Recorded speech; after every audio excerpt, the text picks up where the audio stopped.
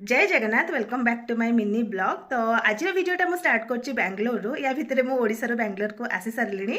तो आसवा टाइम मुझे किसी वीडियो करनी कारण मुझे एत दिन घरे रही तो बहुत इमोशनल थी से मुझे वीडियो करनी तो से सब कथा छाड़ू। तो जेहेतु आगक सावित्री आसूची तो से कि किणाकिणी करार अच्छी माने प्राय अलमोस्ट सब जिन तो मम्मी और मामा सब दे मत खाली जहाँ पूजा फलमूल दरकार से किणवार अच्छी आ सहित मेहंदी भी लगेबार अच्छी। तो चलते आग फलमूल किणवा कौन हो आगे देखा चलतु जी।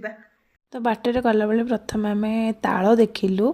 तो यही ताल गोटा को 50 टका लखे ओडिशा ताल केते टंका निहाती कमेंट बॉक्स रे जणेबे किणवाई। तो जहाँ भी दरकार थिला फल मुझे सेगुड़ाक नहीं आसिली। देन आउ गोटे दुकान में आमको पणस आ सपुरी भी मिलगला। एत जोरे वर्षा भी होता जहाँ हो आराम से सब किसी भल भल मोर किणाकिणी होगा। तो चलते मेहंदी लगे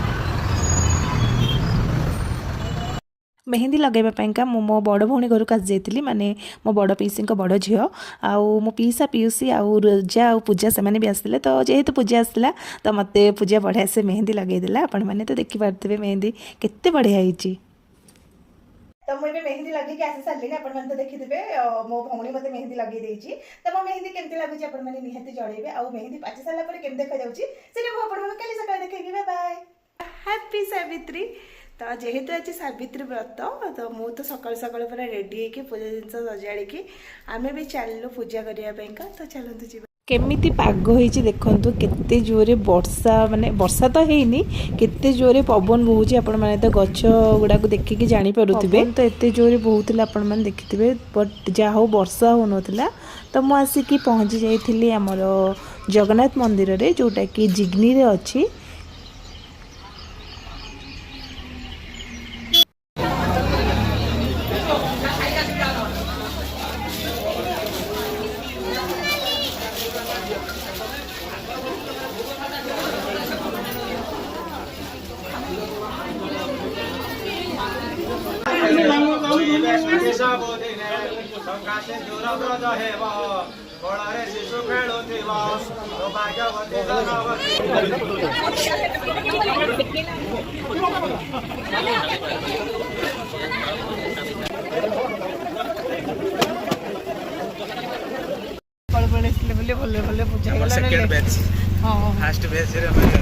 अवस्था है रास्ता केमी लेट होता बात्या भाया पवन हो पूरा बात्या।